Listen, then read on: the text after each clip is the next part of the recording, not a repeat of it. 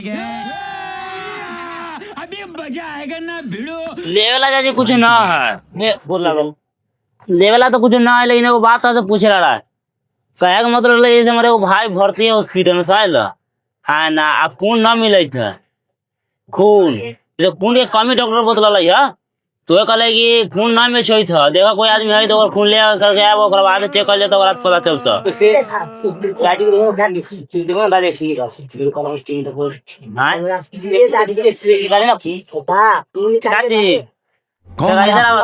इधर आओ इधर आओ कहाँ से आते हैं ये लेवला ना मैं चल दूँ ए दादी एक ना मैं ना ए दादी ना हम ना बाबा की हम ओ दादी ना मैं क्या ना जरा ना ले हमें ना दो अरे एक ना हम पे दोगी तो मैं नहीं दो दादी ना एक कैसे दान निकाल ए जब तक ना कर जाएगा घंटा तो भाग ओ दादी जरा ना